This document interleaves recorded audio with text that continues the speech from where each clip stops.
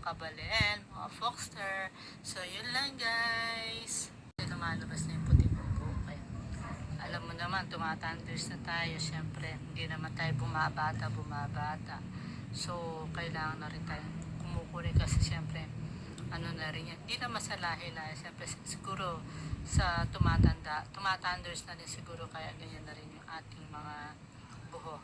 Anyway, so lunch ba yun? Yung parlor dun. Kaya lang, ang mahal para to free the, free coloring daw, sabi nila. May bayad din pala yung, syempre yung pera natin is budgeting din. So, hindi ko rin alam guys, mga kabalin, mga fosters. Yan. Medyo nag-iisip. Actually, pumapayat ako guys pag mahaba na yung buhok ko. So, ganyan na lang muna.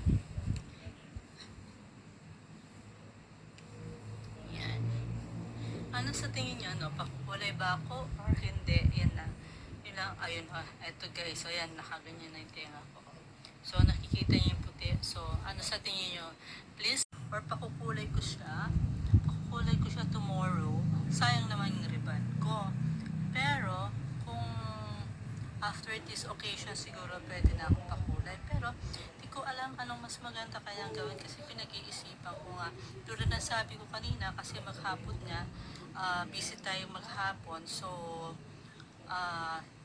ano kayang mas maganda gawin? Kasi kung actually sa gabi hindi na nakikita yung puti ko kasi nga madilim nga. Pero pag sa umaga yan, talagang makikita yung puting-puting buhok ko. Kaya kailangan ko ng pakulay. Pero for this time around guys, mga kabale, mga Foxter, ano kaya sa tingin nyo, after this occasion na lang siguro, no guys? Kasi para iladlad ko na lang yung buhok ko kasi nga, ano na ako yan ha.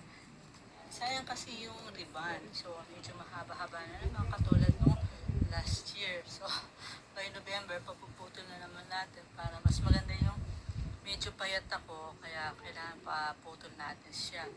Anyway, mga kabalin, mga Foxer, ano kaya sa tingin nyo mga kabalin, mga Foxer? Ayun, ako nakikita ko yan.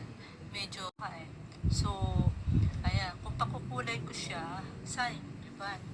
Dati kasi pa nagpapariban ako guys, nakukuha yung mga puting buhok ko. Ngayon, this time around, hindi ko pa sure kasi nga, kulang ako ng 500. Siguro after this na lang occasion doon na lang siguro ako magpapakulay ng buhok. Magandang gabi, pero sa akin hindi maganda ang gabi sa akin. So, actually busy akong maghapon for today's video mga kabalin, mga Foxers. So, for today's video lang,